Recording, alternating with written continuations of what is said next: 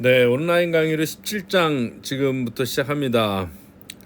오늘 오전에 강의를 했었는데요. 앞에 부분 살짝 포함해서 17장을 이제 두 번의 강의로 나눠서 온라인으로 강의하도록 하겠습니다. 자, 처음에 제목이 앞에서 얘기했지만 아미노산 메타보리즘입니다. 아미노산 대사에 관한 과정이죠. 앞 시간에 잠깐 얘기한 거는 바로바로 넘어가겠습니다. 네, 대문에 나온 것들 앞 시간에 얘기했던 스키메이트 트리포스페이트 그죠? 스키메이트 트리포스페이트가 원래 기질이고 요거는 효소입니다. 그래서 CP4 잠깐 이쪽을 확대해 보게 되면 어떻게 되나요? CP4 ESPS 신세이즈 엔자임. 자, 트립토판이라든지 그죠? 페닐알라닌 같은 아로마틱 아미노산을 합성하는데 관계된 중간의 전구체 중에 하나가 스키메이트 3포스페이트라고 그랬고요. 이게 만들어져야지 얘네들이 효과적으로 합성이 되어진다는 거죠. 그런데 이 글라이코포스페이트 같은 거 허비사이드가 무슨 말이에요? 제초제죠. 제초제를 개발을 하게 되면 이 요소의 활성을 얘가 억제를 하는 거죠. 이 요소의 활성을 억제를 해갖고 제초제의 기능을 하는 거죠. 플랜트가 죽게 하는 거죠. 그런데 이 경우에 이제 트랜스제닉 플랜트란 말입니다. 이 경우에는 이 라운드업 레드 슈거 비트라 같은 경우에는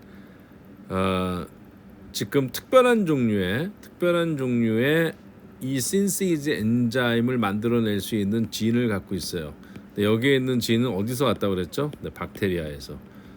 자, 박테리아하고 플랜트가 둘 다 아미노산 생합성에 관계된 모든 유전자를 갖고 합성을 한다고 그랬는데 제초제는 플랜트에 스페시픽하게 이 신세이즈에는 이니비터를 했는데 이 제초제가 박테리아가 생산하는 이 효소에는 액션을 못 한다는 거죠. 그래서 이 라운드업 레디 슈거 비트에는 박테리아가 생산하는 이 유전자를 이 안에 코딩을 시킨 거예요. 지네리컬리.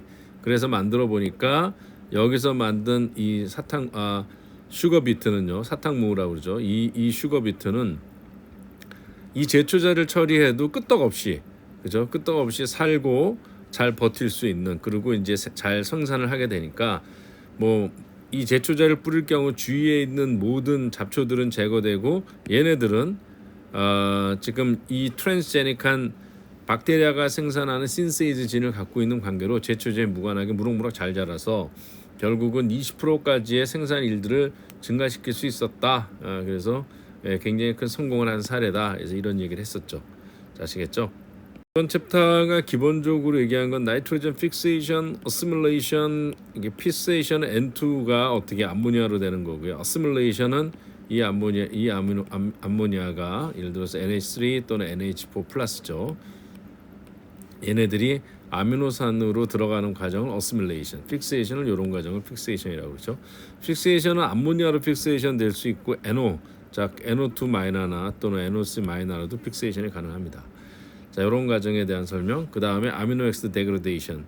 자, 아미노산이 메타보리즘은 데그레데이션과 신서시스와 관련되니까 아미노산이 데그레데이션 된 다음에 나오는 파이널 프로덕트 중에서 이 암모늄 같은 경우는 톡식하다, 베이직이기 때문에 그래서 이거는 제거되어야 된다. 제거되어질 때 관계된 사이클이 유리아 사이클이다. 휴먼빈 같은 경우는 유리아를 통해서 제거한다. 아미노산 데그레데이션에 대한 얘기들 또 관련돼서 단백질들이 우리 몸에 생산되고 평균 수명이 6hour에서 few days 정도입니다.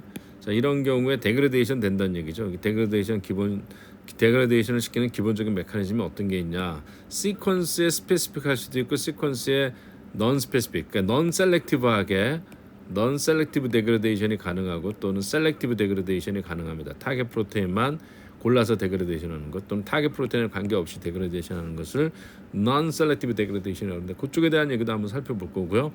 아미노산이 어떻게 생합성되어지는가 콜레스테롤처럼 굉장히 복잡합니다. 전부 다 보는 건 아니고요. 핵심적인 스텝 그리고 어떤 라직이 있나 이런 걸 살펴볼 겁니다. 자, 아미노산의 유도체의 생합성, 아미노산 유도체 다양한 아미노산 베이스드 호르몬들이 있는데요. 그런 것들도 한번 살펴보도록 하겠습니다. 아시겠죠? 네, 기본적으로 아미노산은 20종류죠. 그리고 뉴클레오타이드 베이스나 DNA나 RNA의 뉴클레오타이드 베이스의 나이트로전의 기본적인 소스가 될 수 있습니다. 자, 인간은 10개를 만들고요. 10개는 못 만들기 때문에 음식으로 섭취해야 되죠. 섭취해야 되는 걸 이센셜 아미노 엑시드라고 얘기한다. 자, 그렇겠죠. 네, 아미노산 메타보리즘에 대한 전반적인 픽처입니다. 그죠? 아미노산에서 뉴클레오타이드 베이스에 해당하는 나이트로전이 제공될 수 있다는 거고요. 데그레데이션 결과 만들어진 암모니아는 유리아 사이클을 통해서 유리아로 나갑니다. 왜냐하면 얘가 생체 내에서 탁식하다. 아모니아가 굉장히 베이직이죠. 자, 그리고 아미노산에서 파이루베이트나 아세틸코에이 또 사이트릭 사이클의 중간 물체들인 다양한 뭐 알파 케토그루타레이트나 옥살라스테이트 같은 것도 아미노산에서 만들어질 수 있다. 아세틸코에이가 키토말이 만들어질 수 있다고 그랬고요. 아세틸코에이에서 사이트릭 사이클로 나간 다음에 페리게이스도 합성된다는 것 지난 시간에 배웠었죠. 그죠? 자, 여러 개 일반적인 아미노산 메타보리즘 인티그레이션입니다. 네, 나이트로전 픽세이션하고 아시뮬레이션. 픽세이션은 N2를 암모니아나 암모늄으로 바꾸는 과정, 또는 N2가 NO2나 NO3 마이너가 되는 것. 자, N2가 암모니아나 암모늄 아이온으로 되는 것은 리덕션 환원 반응이고요. N2가 산소랑 반응해서 NO2 마이너나 NO3 마이너, NO2 마이너나 NO3 마이너. 이건 뭐라 그래요? 이걸 나이트라이트라고 얘기하고요. 나이트라이트. 얘는 뭐라 그러죠? 나이트레이트. 자, 일반화학에서 배웠던 내용들이죠. 자, 이렇게 되어지는 건 나이트로전 픽세이션이다. 대기 중에 있는 N2가 NO2나 NO사이드나 등이 암모니아로 바뀌어지는 과정을 나이트로전 픽세이션을 얘기한다. 박테리아를 통해서 이루어지고요. 독일인 화학자 하버에 의해서 만들어진 합성 반응을 하버 프로세스라고 얘기한다. 번개 라이틴이 이제 나이트릭 옥사이드 만드는 과정입니다. 나이트로전 어세뮬레이션이라고 그러면요, 암모니아가 다이렉트리 암모늄 아이온이죠. 암모늄 아이온이 아미노산으로 되는 것, 그죠? 그거를 어세뮬레이션이라고 그런다. 플란트와 박테리아는 쉽게 하고 있다, 이런 얘기입니다. 가장 중요한 다양한 효소들인데 그 중에서 글루타민 신서테이즈 엔자임이 핵심 역할을 한다. 나이트로전 어세뮬레이션에 암모니아를 가지고 아미노산을 만드는데 글루타민 신서테이즈 효소가 굉장히 중요한 역할을 한다는 얘기입니다. 세 가지 중요한 효소가 있는데요. 그 외에도 여러 가지 있습니다. 하나하나 기본적인 효소의 특징을 보고 또 어떤 효소나 액션 메커니즘까지 살펴보겠습니다. 네, 이건 그 라이조비움 뿌리옥박테리아가 이게 플랜 누들의 혹이죠. 혹이 노듈 혹이란 뜻입니다. 플랜트가 있으면 이게 혹을 만들면 혹 안을 살펴보게 되면 혹 안에 미생물이 이렇게 방향을 잡아요. 그래서 이게 임팩션 스레드라고 그러는데 임팩션 스레드를 통해 갖고 라이조비움이 안에 들어가서 뿌리 안에서 안주하면서 그 종의 박테로이드란 형태로 해서 그 안에 집을 짓습니다. 세포 안에서, 플랜트 세포 안에서. 그래서 N2를 픽스해서 암모니아를 만들고 그 암모니아로 아미노산을 만들어서 그 아미노산을 플랜트에 제공하는 거죠. 플랜트는 박테리아가 안전하게 살게끔 하는 그런 거주지를 제공하고 또 N2를 제공하는 역할을 합니다. N2는 물론 대기상에서 나오는 거죠. 네, 뿌리옥 박테리아의 플란셀입니다. 이거는 이제 플란셀이고요. 이게 박테로이드라고 해서 시노라이조비움 박테로이드라고 하는데 박테리아가 식물 세포 안에서 자리를 잡은 겁니다. 박테리아가 조금 다른 형태이기 때문에 박테로이드라고 이렇게 말을 하는데요. 아무튼 기본적으로 이 미생물은요, 앰모스포릭 N2를 암모니아로 픽세이션 시키고요. 만들어진 암모니아를 가지고 박테리아 아미노산을 글루타메이트나 아스파테이트를 내놓고 얘네들이 플랜셀에 제공이 되어지는 거죠. 글루타민과 아스파테이트. 그러면 여기에서 나온 글루타메이트나 아스파테이트가 다른 20종류의 아미노산에 관계된 나이트로전 소스를 제공하게 됩니다. 자, 이 모든 게 어디서 시작되는 거예요? 결국 앰모스포릭 N2를 암모니아로 픽스하는데 N2가 암모니아가 되는데 8개 일렉트론을 이용하고요. 리덕션 시키는데 그 8개 일렉트론 하나당 2배 ATP를 이용하기 때문에 16개 ATP를 이용한다. 자, 그런 얘기 되고요. 자, 여기에서 ATP를 이용하는 건 멤브레인 일렉트론 트랜스포트 시스템에서 ATP 합성 기작과 TCA 사이클에서 만들어진 NADH를 통해서 만들어질 수 있다. 뭐 이런 얘기들입니다. 자, 아시겠죠? 문제는 이제 나이트로전 픽스를 하는데 O2가 많이 들어오게 되면 O2가 이니비션 시켜요. 박테리얼 나이트로겐 컴플렉스를. 플랜셀 같은 경우에는 어떤 기작이 있냐면 O2를 제거하는 특정 역할을 갖고 있는 단백질이 있어요. 레그 헤모글로빈 이런 것은 이런 플랜트 단백질이 있는데요. 이 레그 헤모글로빈은 히모글로빈 힘 쪽에 악션하고 굉장히 스트롱하게 바인딩해서 옥시 헤모글로빈이 되면서 이 주위의 옥션 농도를 떨어뜨린다.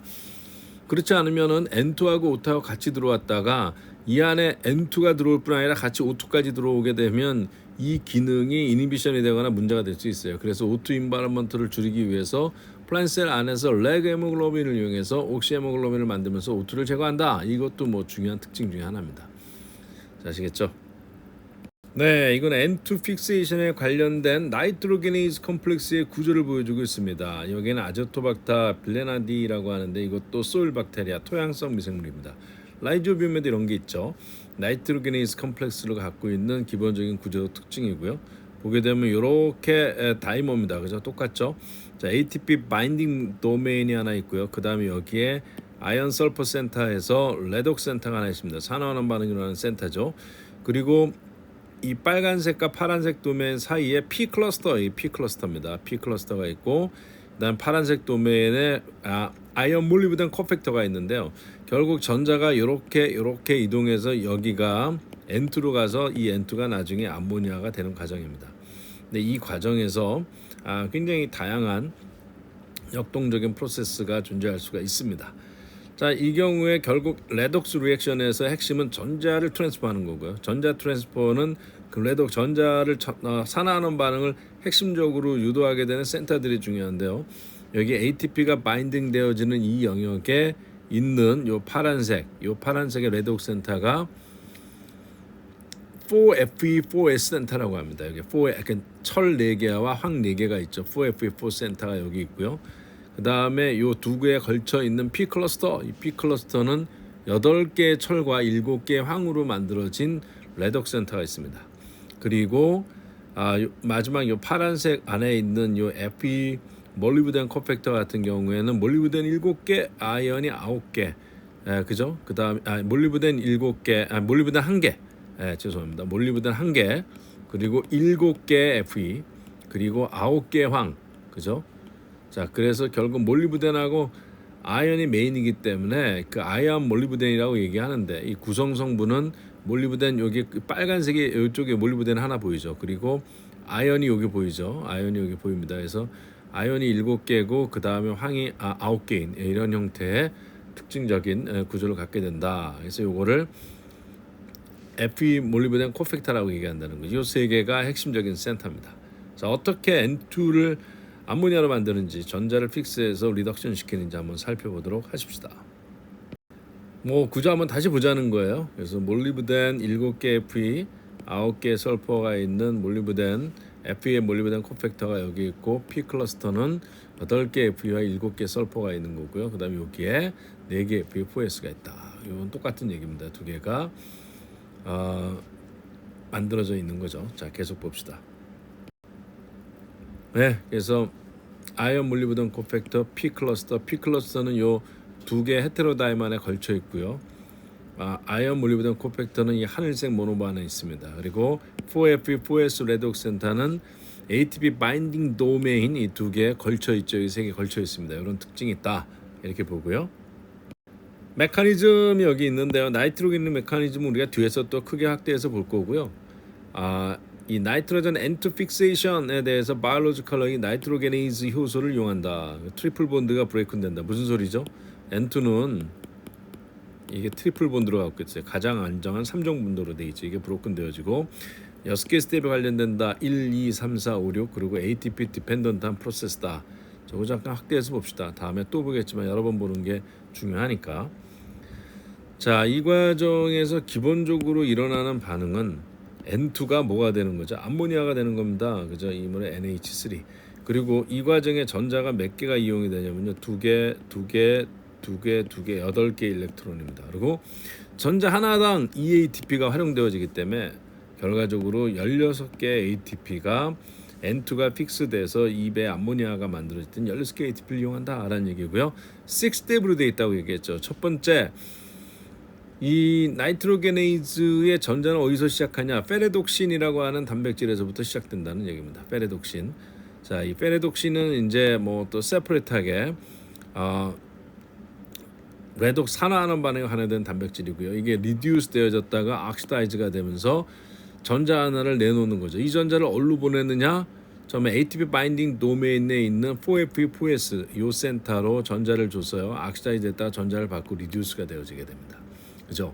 여기에는 ATP 바인딩 도메인만 있는 두 개의 도메인이고요. 그리고 여기에는 이 과정에 두 개의 ATP가 이용이 되어집니다. 이 과정이 코어 과정이죠. 1번에 ATP 두 개를 쓰니까 일단 전자 하나 전자 하나당 이 ATP 전자를 받고 그 다음에 이 헤테로다이머랑 결합을 하는데요.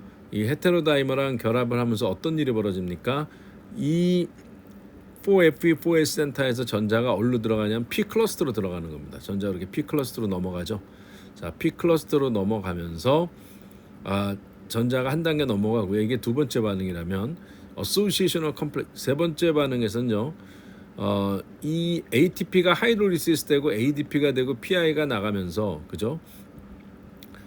디소시에이션이 일어나기 위해서 이제 일단 ADP 하이드롤리시스가 되고 ADP가 되고 전자는 어디로 가 있죠? 여기 빨간색으로 되어 있으니까 P 클러스터로 간 겁니다. P 클러스터로 가고 떨어짐과 동시에 이 상태에서 좀 ADP 다이머 악시다이즈된 폼은 해체가 되고 디소시에이션이 되고 이 부분 P 클러스터에 전자가 있었잖아요. 헤테로다이머 안에 갔다가 그 다음에 이 전자가 어디로 갑니까? 아이온 몰리브덴 센터로. 아이온 몰리브덴 센터로 전자가 이동이 되고요. 이 몰리브덴 아이온 Fe 몰리브덴 코팩터 쪽으로 전자가 간 다음에 이 전자가 어디로 가요? 이때 나이트로전으로 가는 겁니다. 이때 나이트로전으로 가면서 다이민이 만들어지고 얘는 다시 악시다이즈된 형태로 가고요. 이 악시다이즈된 형태가 다시 이 상태에서 첫 번째 다시 전자를 받는 아이언 설퍼 센터를 갖고 있는 호모다이너하고 컴바인이 되어지는 거죠. 그래서 이 과정을 보게 되면 뭐 상당히 복잡하지만 체계적으로 어소시에이션, 디소시에이션이 되는 과정이 일어납니다. 자, 이렇게 받은 전자는요. 그 다음 넥스트 나이트로겐의 펑션에서 한 번 더 리덕션이 돼서 하이드라진이 되고 또 한 번 리덕션이 돼서 암모니아가 만들어진다는 거죠. 굉장히 복잡합니다. 자, 이 과정을 통해서 엔트 픽세이션이 일어난다. 자, 전체적으로 이 과정은 6개 일렉트론인데요. 덧붙어서 일어나는 게 프로톤 2개가 하이드로전 가스가 되는 이때 전자 2개가 또 같이 부가적으로 반응이 일어납니다. 그래서 전체적으로는 8개의 일렉트론이 이용된다고 볼 수 있고요. 일렉트론 하나당 2 ATP이기 때문에 결국 N2에서 암모니아가 만들어질 때 전체적인 ATP는 16몰의 ATP가 이용되어진다. 이렇게 볼 수 있는 겁니다. 아시겠죠? 자, 그리고 자, 인더스트리얼 프로세스 같은 경우는 어떻습니까? 이제 하버 프로세스라고 얘기해요. 사람 이름입니다. 독일인 화학자고요. N2 1몰하고 그 다음에 3H2가 반응해서 2배 NH3가 되는 프로세스죠. 자, 고온 500도씨 350kPa 그리고 철 캐탈리스트를 해서 반응을 하게 되면 15%의 컨버전 이퓨전시를 갖고 암모니아 가스가 만들어지고요. 이걸 이퓨전스를 올리기 위해서 계속 리사이클해서 98%까지 올릴 수 있었다고 합니다. 자, 이 가스는 쿨링을 통해서 리퀴드 암모니아로 만들고 리퀴드 암모니아가 다양한 목적으로 이용될 수 있다. 자, 이게 케미컬 프로세스죠. 고온 고압, 그죠? 그리고 철 캐탈리스트가 필요하고 바이올로지컬 프로세스는 상온에서 일어나는 거죠. 상온, 보다 낮은 대기압에서 그리고 굉장히 좀 복잡하지만 sophisticated 우아한 프로토콜을 거쳐서 만들어집니다. 자, 아시겠죠? 두 가지를 비교해보자는 얘기입니다. 네, 봤던 얘기고 결국 N2가 암모니아로 가는데 전체 일렉트론은 하나, 둘, 셋, 넷, 8개 일렉트론을 이용하고 전자 하나당 2개 ATP를 소모하기 때문에 16개 ATP가 이용되어진다. 스텝은 1, 2, 3, 4, 5, 6 과정이다. 그래서 전자를 어디서부터 시작하냐면 여기에서 나오는 거죠. Fe 몰리브덴 코팩터에서 이게 리듀스 되어진 다음에요. 얘가 다시 악시다이즈가 되면서 전자를 암모니아에 전자를 주고 N2의 전자를 주고 다이민이 만들어지는 과정에서 시작하는데 전자가 여기까지 오는 과정이 어디서부터 시작되어지냐? 페레독신부터 시작된다는 거예요. 페레독신은 또 다른 레독스 프로테인입니다. 자, 환원된 형태에서 이 페레독신이 산화가 되면서 전자를 어디로 불어주냐면 ATP 바인딩 도메인이 있는 이 호모다이머에다 전자를 주고요. 이때 전자가 결합하면서 ATP가 이용이 돼서 ADP로 돼 있던 이 호모다이머가 ATP가 결합이 된 상태에서 리듀스된 전자를 갖고 있다는 얘기죠. ATP가 있을 때만 리듀스된 일렉트론을 가질 수 있는 그런 형태의 호모다이머라는 얘기입니다. 그리고 이 상태에서 어소시에이션이 일어나는 거죠. 헤테로다이머랑 어소시에이션이 됩니다. 어소시에이션이 되고요. 어소시에이션이 된과 더불어 4Fe4S 이 호모다이머 센터에 있던 전자가 어디로 들어가죠? 이 P 클러스터로 가는 겁니다. 그죠? 이 P 클러스터로 가고 그 다음에 다시 이 P 클러스터로 간 다음에 ATP가 하이드롤리시스 되면서 다시 디소시에이션이 되고요. 디소시에이션이 된 상태에서 이 헤테로다이머의 P 클러스터에 있던 전자는 파이널 목적지인 아이언 몰리브덴 코팩터로 전자가 이송이 된다는 거죠. 이렇게 전자가 이송이 되면 이 곳에서 그죠? 아이언 몰리브덴 코팩터에서 전자가 나이트로전으로 N2로 N2 가스로 결국은 전자를 주고 이 전자가 받아서 다이민의 형태로 환원이 되어지고 1단계, 2단계, 다단계를 거쳐서 암모니아가 만들어진다는 얘기입니다. 컴플리트로 이해한 건 아니지만 기본적인 큰 골격 구조하고 메커니즘에 대한 결과가 나와서 교과서에 나와 있고요. 실용화를 위한 엄청나게 다양한 노력들이 시행되고 있다고 볼 수 있습니다. 자, 아시겠죠? 다음엔 대기 픽세이션 N2가 그 다음에 NO2 나이트라이트 또는 NO3 나이트레이트 같은 경우로 O2하고 라이트닝 하이 에너지 그 빛 번개 같은 경우 하이 에너지 어떻게 보면 전기 에너지가 관련된다고 볼 수 있습니다. 자, 리절트 라이트닝 트리플 본드가 깨지고요. N의 트리플 본드가 깨지면서 새로운 악시전과 바인딩의 나이트로젠 옥사이드 O2가 반응성이 높아요. N2하고 O2하고 반응시키는데 라이트닝 번개 칠 때 이런 식의 일렉트릭 에너지가 발생하고 여기서 나오는 게 NO 나이트로젠 옥사이드류라는 겁니다. 대표적으로 NO2, NO3 마이너가 있습니다. 나이트라이트죠. 이렇게 트라이트라고 얘기하고 나이트레이트라고 얘기하죠. 나이트레이트, AT, 그죠? 자, 이런 게 만들어질 수 있다. 그리고 얘네들이 물에 녹아서 비가 내리면서 녹아 들어와서 땅에 들어가게 되면 땅에 있는 박테리아가 플랜트가 이 NO2 마이너, NO3 마이너를 이용해서 암모늄을 만들고 그 다음에 아미노산을 만들 수 있다는 얘기입니다. 자, 그렇겠죠. 네, 다음은 나이트로젠 사이클 얘기하는데요. 전체적으로 N2의 소모량과 또 생성량이 항상 밸런스를 이룬다는 거죠. 대기 중에 N2의 호메오스타시스 항상성이 유지되어진다. N2가 픽세이션 되는 것만큼 또 N2는 밖으로 나가기도 합니다. 디니트리피케이션은요 NO3나 NO2 같은 걸 다시 N2로 바꾸는 거예요. 이때 셔도모너스는 미생물 이름입니다. 박테리아입니다. 박테리아가 굉장히 N2 밸런스에 굉장히 크리티컬한 역할을 하는 거죠.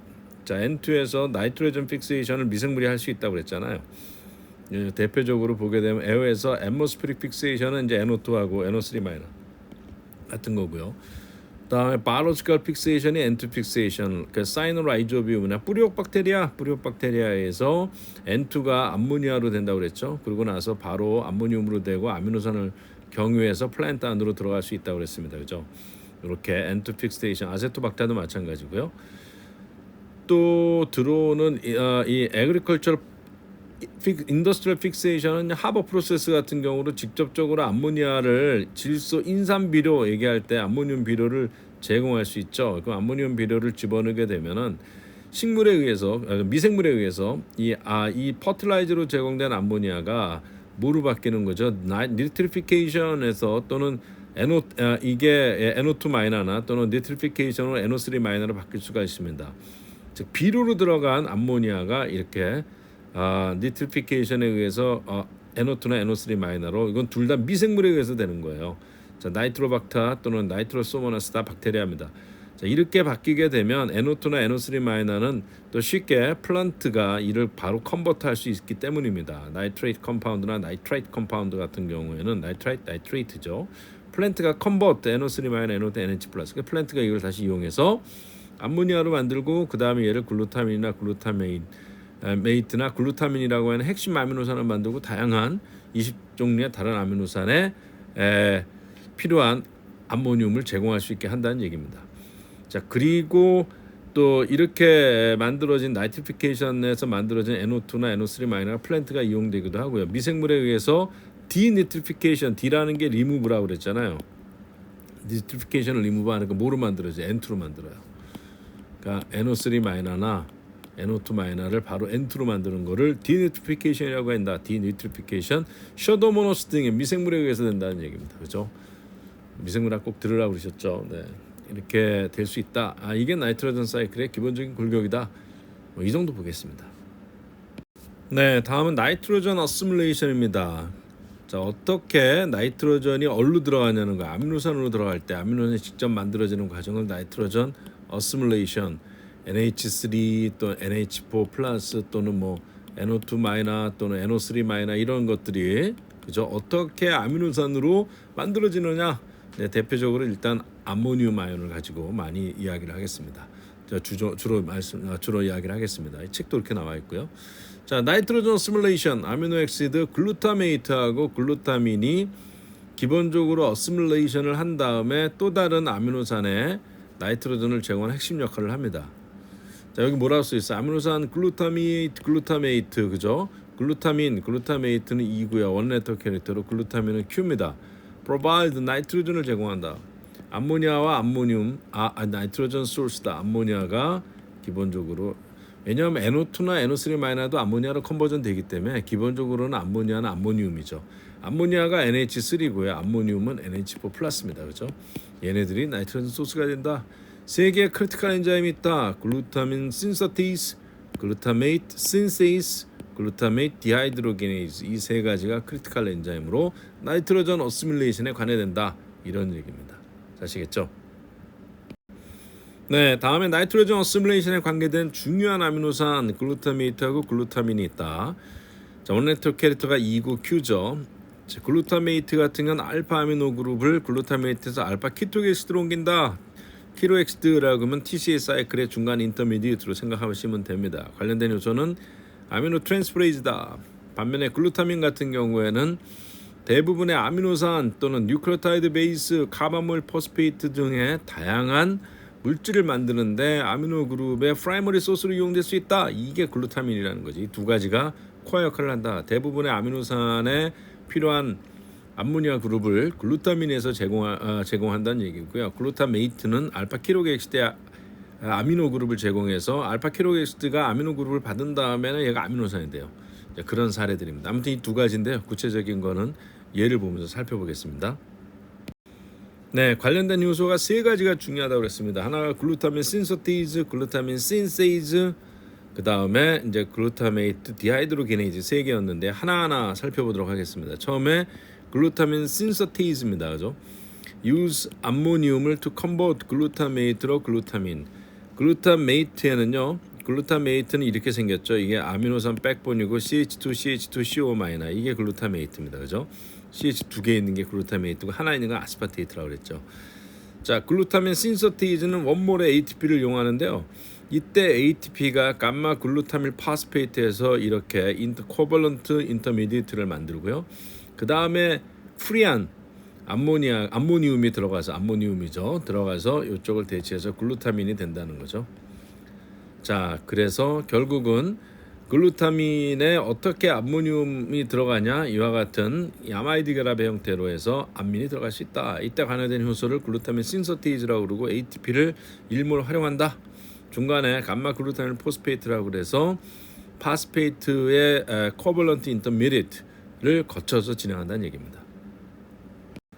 네, 글루타민 신서테이즈가 굉장히 중요한 요소인데요. 글루타민 신서테이즈가 다양하게 레귤레이션을 받습니다. 글루타민 신서테이즈 엑스레이 구조도 볼 텐데, 자, 보통 레귤레이션 복잡하게 되는 게 두 가지가 있는데 알로스테릭 또는 코버넌트 모디피케이션. 이 경우에는 코버넌트 모디피케이션도 되고요. 이 레귤레이션 되어지는 투웨이 코버넌트 모디피케이션과 피드백 이니비션.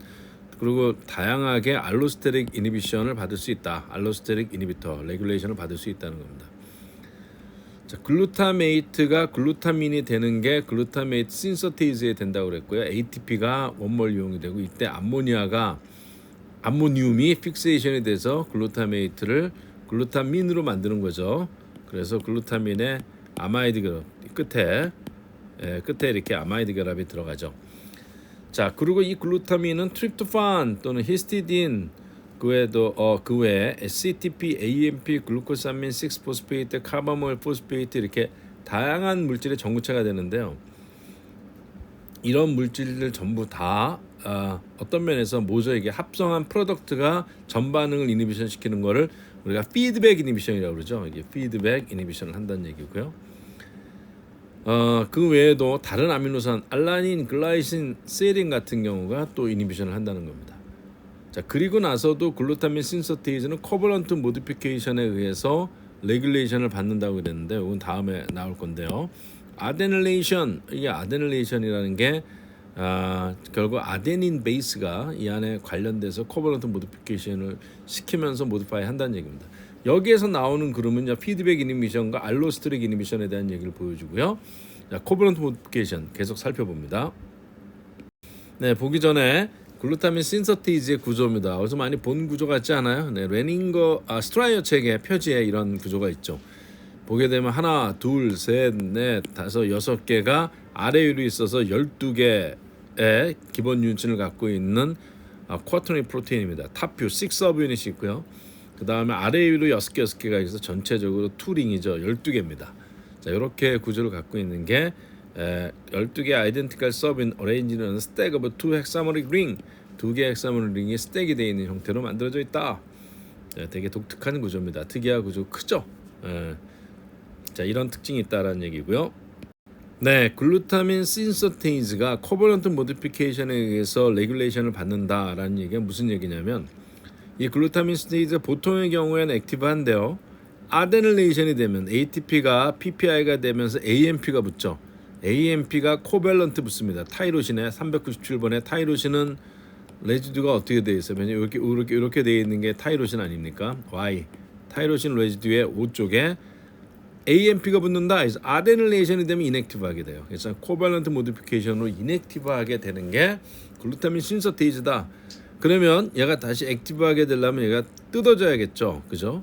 이 AMP가 뜯어지는데, 이 AMP가 뜯어지게 하는데 관련된 효소를 글루타민 신서테이즈 아데닐 트랜스포레이즈라고 합니다. 그러면 이 효소가 액션을 하면 글루타민 신서테이즈에 붙어 있는 이 아데닐 그룹을 뜯어내죠. 그래서 액티브한 OH로 돼서 글루타메이트에서 글루타민으로 만들어지는 거죠. 자, 이때 관련된 효소들 있죠. 글루타민 신서테이즈 아데닐 트랜스포레이즈는 아데닐레이션을 시켜서 이넥티베이션 시키고, 또는 이 효소가 이걸 뜯어내기도 시킬 수 있는데, 디아데닐레이션을 시킬 때는 이 효소 자체가 한 번 더 레귤레이션을 받는데, 어떻게? 유리딜레이션으로 UMP가 들어가 있죠. 유리딜레이션. 자, UTP가 액션을 하면은요, PPI 떨어지고, 그죠? UTP에서 PPI 떨어지면서 UMP가 되면서 모디파이 되는 것, 그리고 유리딜레이션이라고 그러죠. 자, 이 글루타민 신서테이즈 아데닐레이션은 이와 같은 유데닐레이션, 타이로신 레이션에 유리딜레이트가 붙게 되면, U 쪽에 유리딜레이션에 UMP가 붙게 되면은, 그죠? 이 효소가 디아데닐레이션을 유발시키고, 디아데닐레이션 된 글루타민 신서테이즈는 글루타메이트를 글루타민으로 만든다는 얘기입니다. 자, 다시 글루타민 신서테이즈가 되게 중요한 요소고, 이거는 글루타메이트를 글루타민으로 만들고, 이 요소가, 핵심 요소는 아데닐레이션과 디아데닐레이션에서 영향을 받는데, 아데닐레이션과 디아데닐레이션에 관계된 효소를 글루타민 신서테이즈 아데닐 트랜스포레이즈라고 한다. 아데닐레이션이 되면 이넥티베이션 되는데, 이게 디아데닐레이션 되기 위해서는 이 효소가 다시 이걸 디아데닐레이션 시켜야 되는데, 그때 관계된 메커니즘이 유리딜레이션이다, 한 번 더 인발부 된다는 거예요. 그래서 이 효소에 글루타민 신서테이즈 아데닐 트랜스포레이즈의 유리딜레이션 돼서 UMP가 되면 디아데닐레이션을 시키면서 글루타민 신서테이즈를 활성화시킨다는 얘기입니다. 그래서 두 번 있는 거죠.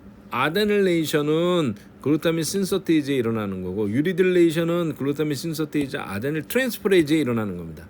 요 상관관계 잘 생각하면서 이해하시기 바랍니다. 글루타민 신서테이즈가 이렇게 다양한 레귤레이션을 받는다는 거는, 암모늄이 NH4 플러스가 글루타메이트에서 글루타민으로 되는 과정이 그만큼 중요하다는 거예요. 만들어진 글루타민이 굉장히 다양한 아미노 그룹의 소스가 될 수 있다는 얘기입니다. 바이올로지컬리. 자, 아시겠죠? 네, 이번에는 아미노 트랜스포레이즈에 대한 그 기본적인 기능과 또 역할에 대해서 보는 건데요. 자, 아미노 트랜스포레이즈가 뭐냐면, 아미노 그룹을, 그죠? 이 NH2 그룹을 옮긴다. 어디로? 키토 엑시드로. 이건 엑시드죠. 그리고 이건 키토잖아요. 그래서 이걸 보통 키토 엑시드라고 얘기합니다. 이게 키톤 형태가 있고 키토 엑시드, 그죠?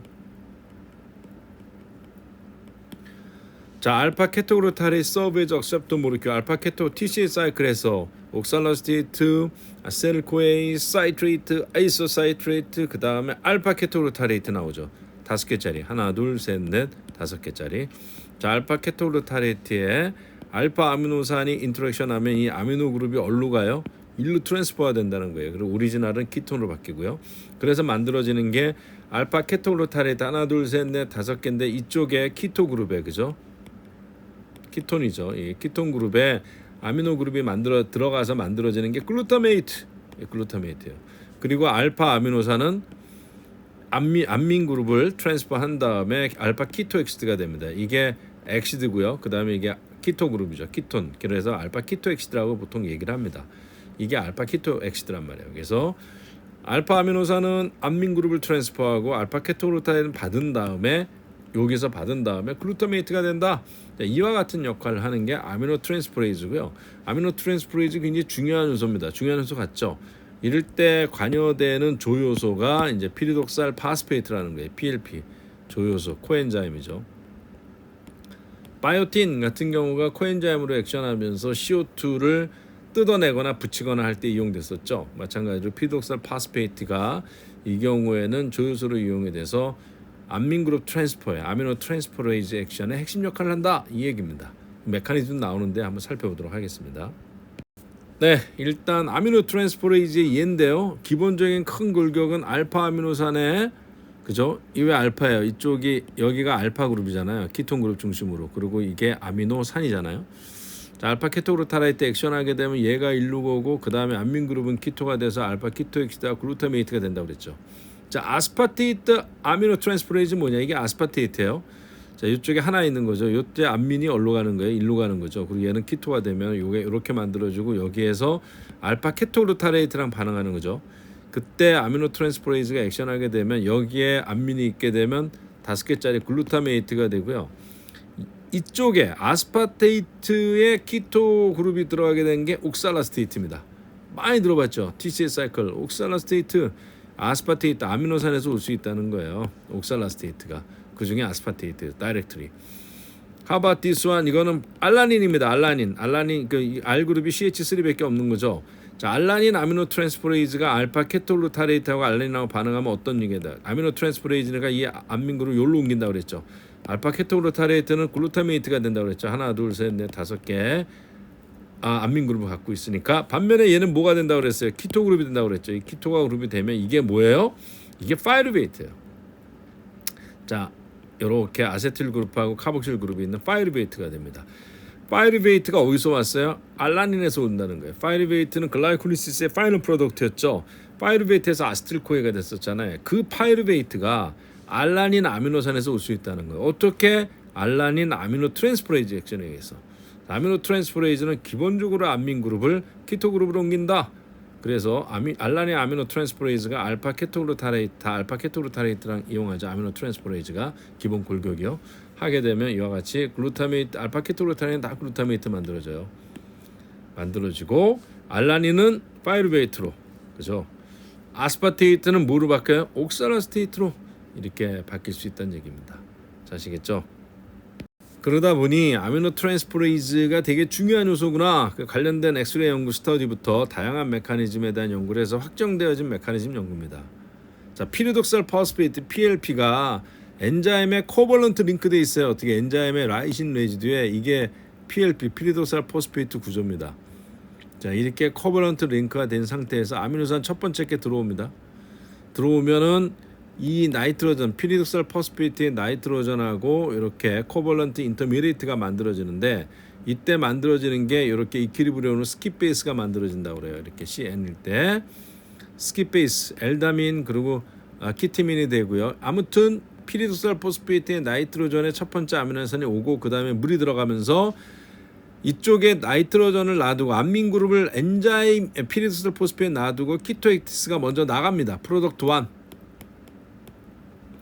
그 다음에 이 아미노 트랜스퍼레이즈니까 여기서 암민 그룹을 뜯어서 엔자임을 갖고 있다가 다른 아미노산에 줄 거 아니에요. 그죠? 그때 두 번째 아미노산이 들어옵니다. 아미노산 두 번째 게 들어옵니다. 키로엑시드가 들어오죠. 이번에 키로엑시드가 들어오죠. 아미노산이 들어오는 게 아니라 아미노산이 들어가서 암민을 뺏기고 그 다음에 암민을 받을 키토엑시드가 들어온다는 얘기예요. 키토엑시드가 들어와서 이쪽의 키톤 그룹이 그죠? 이쪽에 나이트로전, 피리도살 포스페이트의 나이트로전하고 이런 식으로 키티민, 인민, 스킵 베이스가 만들어진다는 얘기예요. 스킵 베이스가 더블 본드가 만들어지고요. 이 상태에서 다시 이 스킵 베이스가 만들어지고 이 상태에서 요 구조가 떨어져 나간다는 거죠. 이 구조가 아미노 엑시드로 떨어져 나가고 암민을 갖고 있는 아미노시드. 이 두 번째 아미노산이 아니라 키토엑시드죠. 키토엑시드. 그 다음에 원상복귀된다. 자, 이거를 보게 되면 어떤 거냐면요, 엔자임이 있고 그 다음에 여기에 이제 엔자임의 서브스트레이트가 1번이 들어가면은 그죠? 엔자임이 1번이 인터미디에이트가 만들어진 다음에 그 다음에 1번이 떨어져 1 프로덕트가 1번이 떨어진다 1 프라임으로 떨어져 나가고요. 그 다음에 다시 여기에는 이제 2번이 들어가고 그 다음에 엔자임이 2번이 된 다음에 다시 2 프라임이 떨어져 나가는 거죠. 그래서 하나 들어갔다 나가고 또 다른 게 들어갔다 나온다고 해서 그러니까 핑퐁 메커니즘이 엔자임 카이네틱에서 핑퐁 메커니즘 탁구 치듯이 들어갔다 나갔다 하는데 핑퐁 메커니즘이라는 얘기가 있는데 교과서에 써 있을 거예요. 여기도 있네. 투 스텝 핑퐁 메커니즘. 어떤 스텝입니까? 자, 피리도살 포스페이트하고 엔자임이 있고요. 첫 번째 아미노산이 들어갑니다. 첫 번째 주자가 들어가고 그 다음에 암민 그룹만 놔두고 어디다가 피리도살 포스페이트 얘는 떨어져 나갑니다. 키토엑시드로 암민을 뺏겨서 1번이 들어가서 아미노산이 들어간 다음에 키토엑시드로 떨어져 나간다는 거예요. 키토엑시드로. 그죠? 그 다음엔 키토엑시드가 들어가고요. 2번은 키토엑시드가 들어간 다음에 암민을 받아갖고 다시 아미노산으로 나간다는 얘기입니다. 자, 그래서 아미노 트랜스포레이즈 액션 메커니즘이 다음과 같다 이런 얘기입니다.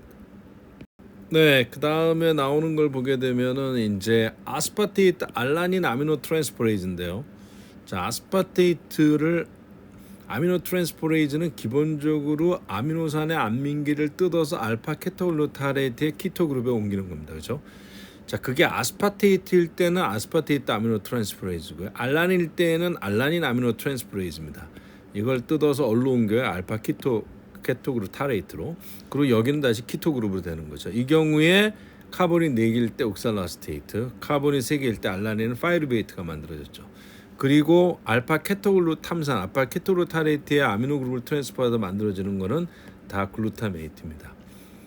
네, 여기서 보게 되면 인디케이터 오브 리버 헬스 이렇게 나오는데 이거는 이제 연구를 하다 보니까 리버가 망가지거나 간이 또는 심장이 망가지게 되면 리버나 심장 안에 있는 고유의 단백질, 효소들이 블러드 안에 흘러나오게 돼요. 근데 그 중에서 아스파테이트하고 알라닌 아미노 트랜스포레이즈 같은 경우가 블러드 안에 정상보다 많이 나온다. 이럴 경우에는 리버 헬스에 문제가 있다. 뭐 헤파티티스 C라든지 간염에 걸렸다든지 아니면 특별하게 이 장기에 문제가 생겨서 그 장기에서 문제가 생겨서 거기서 나온 효소 중에 이 알라닌 아미노 트랜스포레이즈나 아스파테이트 아미노 트랜스포레이즈 양이 블러드에서 많이 나오게 되면 이게 건강의 적신호의 어떤 그 센서가 될 수 있다. 그래서 이제 리버 헬스의 인디케이터라고 얘기하는데 심장도 마찬가지긴 합니다. 그래서 이용되어지는 게 아스파테이트 또는 알라닌 아미노 트랜스포레이즈다. 블러드 안에서 이 효소가 많이 검출되게 되면 보통 블러드 안에 많이 있지 않는데 그게 문제가 돼서 데미지를 입은 경우에는 블러드를 통해서 나올 수가 있다. 그래서 이거 SL을 통해서 리버 건강 또는 하트 건강을 체크하는 경우가 있다. 이 얘기입니다. 자, 아시겠죠? 네, 그래서 이렇게 리버셀이 이제 사진이 전자미용 사진이 있는데요. 리버셀에 문제가 되고 HC 바이티컬 이렇게 바이러스가 인펙션 되게 되면 이 파괴된 리버셀 안에서 알라닌 아미노 트랜스포레이즈를 ALT로 썼는데요. 이게 시럼 안에서 양이 많아진다는 거예요. 그럼 이게 리버셀이 데미지 받았다 이런 인디케이터로 이용할 수 있다는 얘기입니다. months after 인펙션 이후에 이렇게 ALT 시럼 ALT 양이 많아질 수 있다는 얘기입니다. 아시겠죠? 네, 다음은 글루타메이트 신세이즈입니다. 글루타메이트 신세이즈 어떤 요소인가요? 알파 케톨루타레이트하고 글루타민하고 반응해서 글루타민은 암민 그룹이 글루타민 Q라고 그랬죠. 글루타민 암민 그룹이 2개를 갖고 있습니다. 그죠? 여기에서 알파 케톨루타레이트로 암민이 트랜스퍼가 되면 글루타민은 글루타메이트가 되고 알파 케톨루타레이트도 글루타메이트가 되는 거죠. 그래서 글루타메이트 신세이즈 같은 경우에는 글루타민과 알파 케톨루타레이트가 반응을 하면서 리덕션이 돼서 글루타메이트가 만들어지는 거다. 이때는 이제 NADPH나 NADH가 임바브될 수 있다는 거고요. 자, 앞에 말했던 글루타민 신서테이즈는요, 글루타메이트에다 이렇게 암모니움이 반응해서 글루타민이 만들어지는 거였고요. 글루타메이트 신세이즈는 이 글루타민과 알파 케토그루타레이트가 반응해서 두 분자의 글루타메이트가 만들어지는 경우입니다.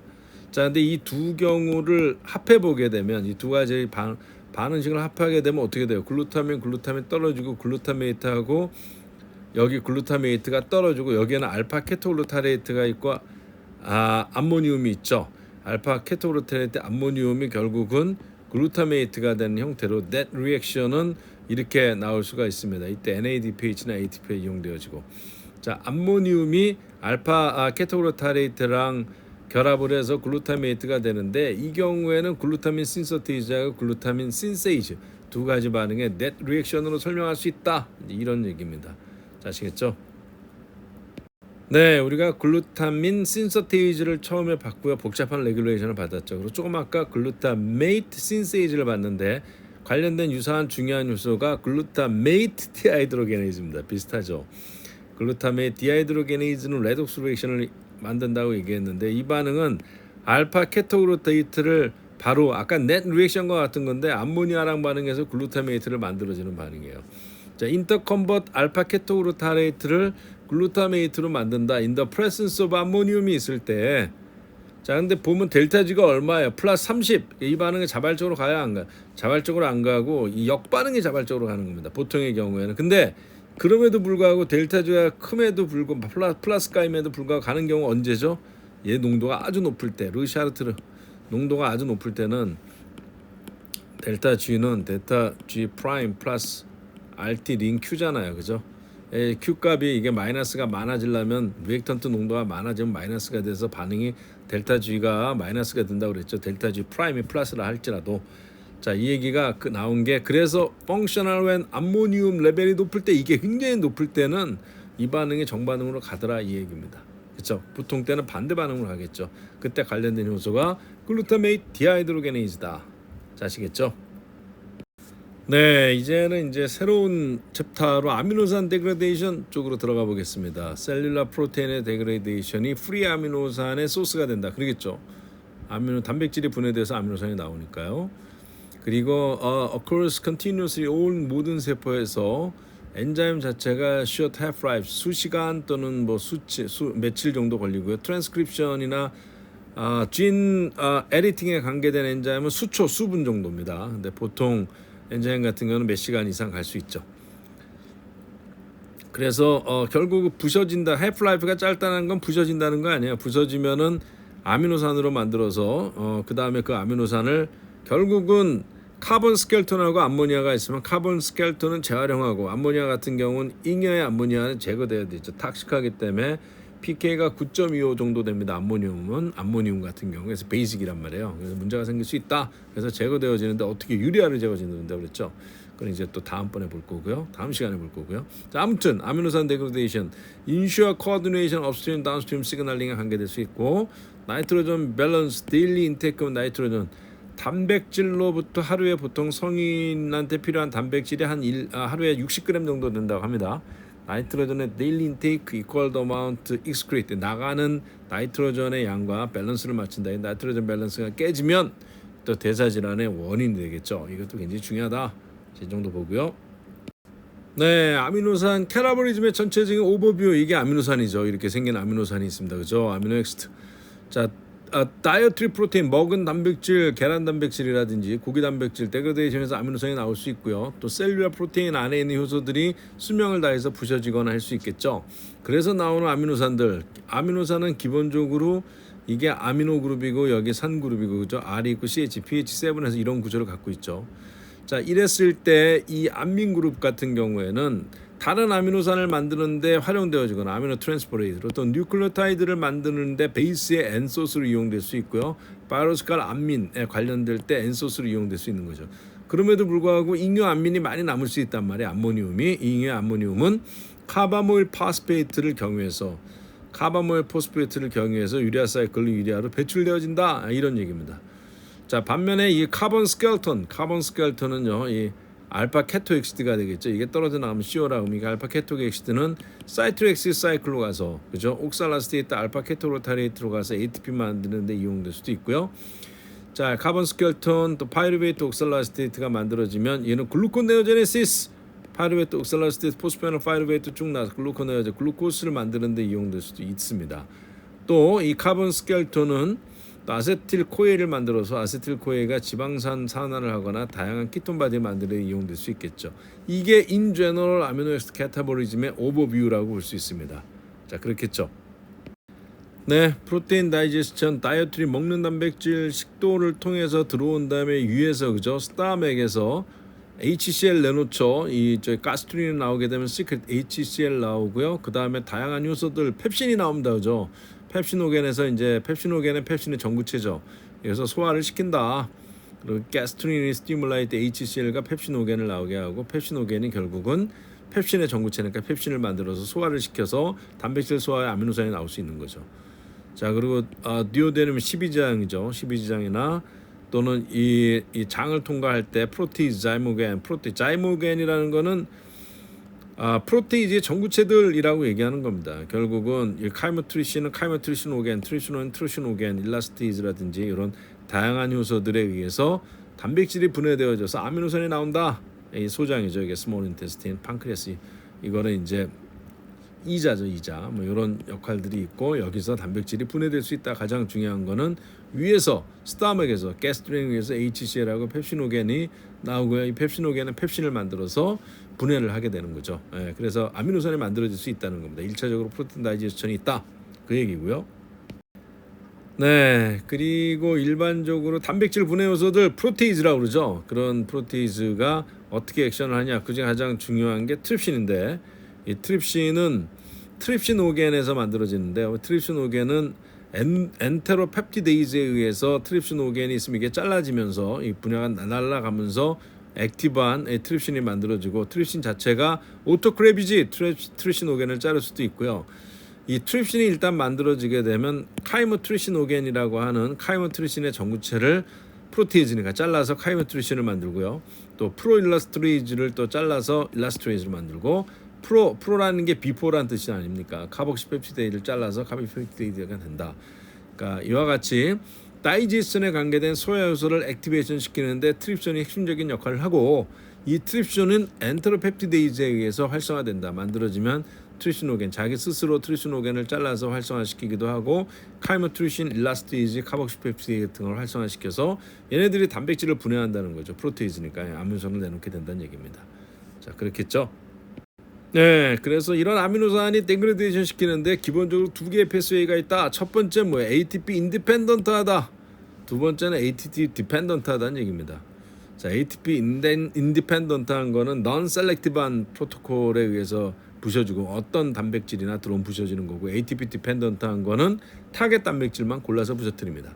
자, 아무튼 ATP 인디펜던트 프로세스 데그레데이트 프로테인 뭐에 의해서 라이조솜이라는 게 단백질 분해 요소 프로테이즈가 많이 있는 오르간은 아닙니까? 이 오르간은 리조솜에서 분해되어지는 것.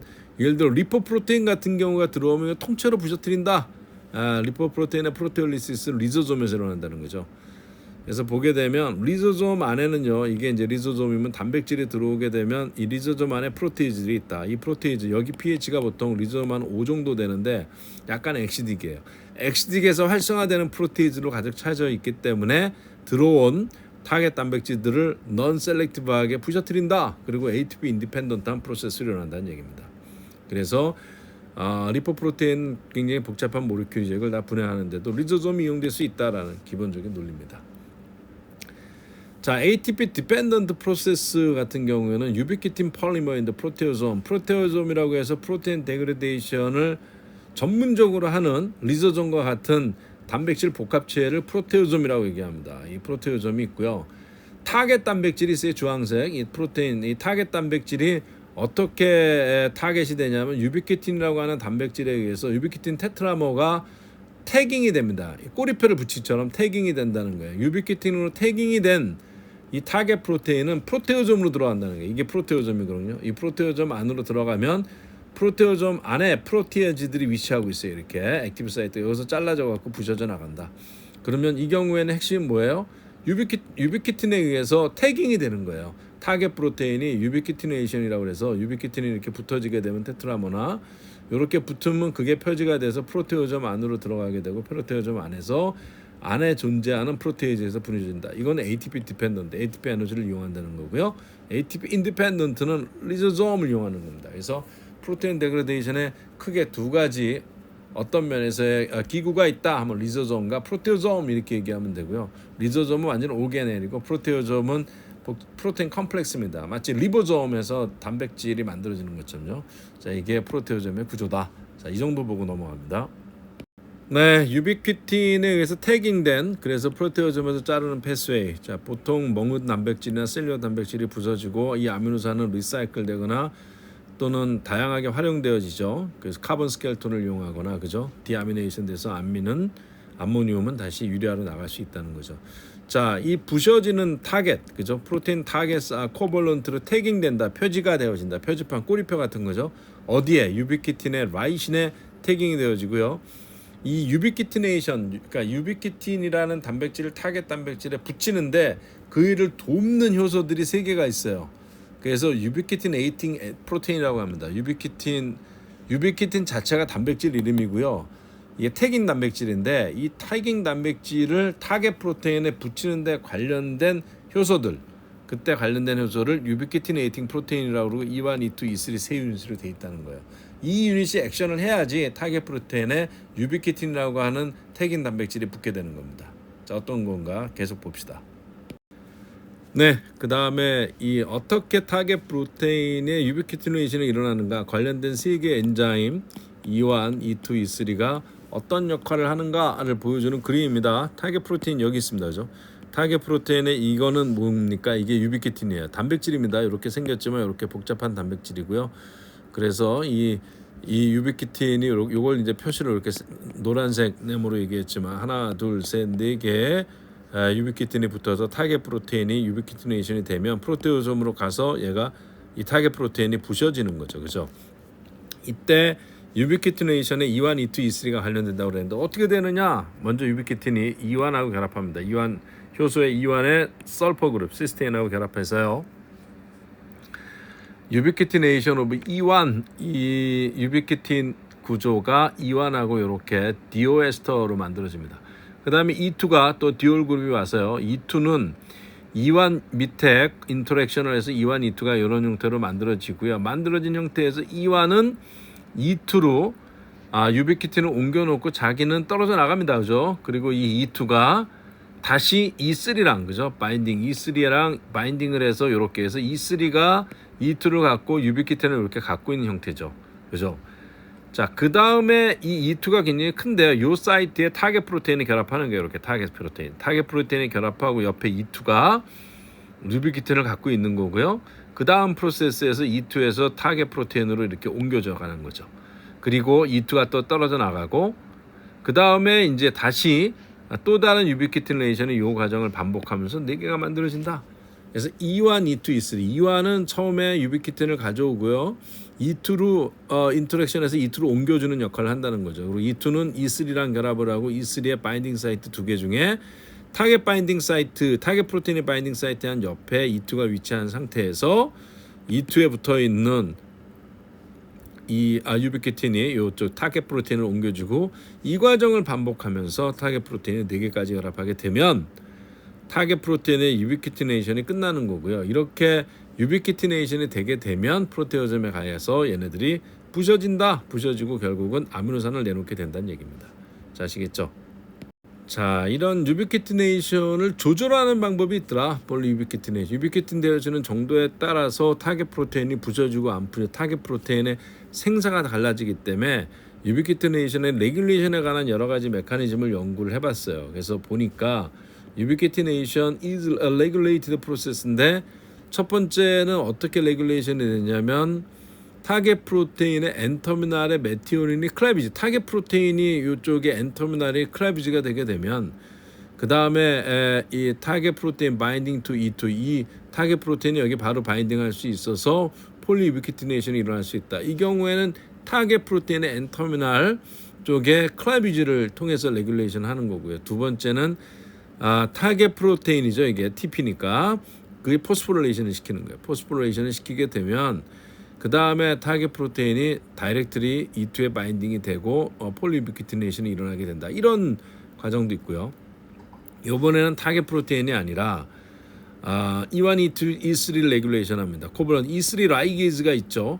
자, E3 라이게이즈가 있는데 여기에서 어떤 일이 있냐면요. 이 포스포릴레 E3 라이게이즈의 포스포릴레이션이 돼요. 그러니까 E3가 포스포릴레이션이 되게 되면 그 다음에 이제 타겟 프로테인이 붙어서 이제 폴리유비퀴테이션이 되어지는 거예요. 그러니까 E3가 포스포릴레이션으로 모디파이가 되면서 레귤레이션하는 과정이 있다. 또 하나는 액티베이트 바이 E1, E2, E3 말고 액티베이트 바인딩 프로테인이라고 하는 또 다른 단백질이 E3에 이렇게 결합을 하면은 요게 이제 이 E3를 활성화하는 역할을 해서 타겟 프로테인이 쉽게 바인딩하게 되고 유비퀴티네이션이 되어진다. 그래서 결국 타겟 프로테인이 E3에 결합하는데 이거를 가속화하거나 조절하거나 레귤레이션 하는데 타겟 프로테인의 모디피케이션, 엔터미널 클래비지나 포스포릴레이션 또는 E3 라이게이즈 큰 거죠. 포스포릴레이션이나 액티베이트 바인딩 프로테인 to E3 라이게이즈 붙는 액티베이트 바인딩 프로테인을 통해서 타겟 프로테인의 유비퀴티네이션을 활성화시킬 수 있다 또는 조절할 수 있다 이런 얘기입니다. 자, 요 정도 레귤레이션 패턴이 이런 네 가지 패턴을 갖고 있다 이제 그 얘기입니다. 자, 아시겠죠? 네, 이번에는 이제 유비퀴티네이션의 레귤레이션 우리가 앞에서 봤던 것처럼 타겟 프로테인의 엔터미널의 크래비지가 일어나거나 또는 타겟 프로테인의 포스포릴레이션 또는 E3 라이게이즈의 포스포릴레이션 또는 E3 라이게이즈의 액티베이팅 프로테인의 결합해서 레귤레이션 되어지는 걸 봤죠. 자, 그래서 타겟 프로테인의 바이오케미컬 체인지를 수반하고 레귤레이션은요. 또는 E3 라이게이즈의 바이오케미컬 체인지 어떤 거였어요? 여기는 엔터미널 메티오닌 따라지거나 포스포릴레이션 여기도 포스포릴레이션과 액티베이트 그 다음에 이제 그 E3 라이게이즈 액티베이팅 바인딩 프로테인을 결합했죠. 자, 이렇게 바인딩 프로테인을 결합하는 사례가 있었습니다. 다음에 이제 또 N&D 룰 프로테인 데그레데이션 N&D 룰이라는 건 뭐냐면 이렇게 프로테인이 어떤 프로테인은 일찍 소멸되고 어떤 프로테인은 오래 서바이브하거든요. 그러니까 일찍 소멸된다는 건 유비퀴티네이션이 빨리 일어나서 프로테오즘에 의해서 부셔진다고 볼 수가 있어요. 근데 유비퀴티네이션하고 관련돼서 프로테인의 데스티니가 결정된다고 볼 수 있죠. 그래서 이제 N&D 룰이라는 게 뭐냐면 특별히 N터미널의 아미노산이 어떤 종류냐에 따라서 N터미널 C로 시작하잖아요. 끝나잖아요. N에서 C로 끝나죠. N터미널의 특별한 아미노산 종류에 따라서 셀에 대한 그 라이프 타임이 달라진다는 거죠. 왜 그러냐면 이게 유비퀴티네이션하고 관계된다는 거예요. 이분의 N터미널 아미노산이. 그리고 결국 유비퀴티네이션이 되면 프로테오소말 데그레데이션이 되기 때문에 그 폴리펩타이드가 부셔지죠.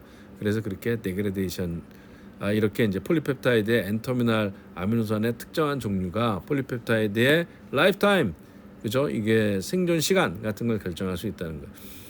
그러니까 결국 프로테인의 유비퀴티네이션이 되게 되면 얘는 태깅이 되면서 프로테오즘에서 부셔지는 거니까 그 운명이 다한 단백질이 되는 거겠죠. 그래서 그런 연구를 하다 보니까 특별한 N터미널 아미노산의 경우에는 유비퀴티네이션 정도가 잘 되더라, 아주 우호적으로 잘 되더라. 그러면 그게 금방 부셔지는 거잖아요. 근데 그런 룰이 있었다 이런 얘기입니다. 이쪽은 또 어나더 월드예요. 에이징과 관련돼서 한쪽에서 굉장히 많이 연구하겠죠. 네, 그렇습니다. 자, 오늘은 여기까지 하겠습니다. 다음 시간에 이제 유리아부터 계속 또 그 아미노산 데그레데이션, 아미노산이 어떻게 또 나가느냐, 또 아미노산 생합성 이건 다음 시간에 하겠습니다. 네, 수고하셨습니다.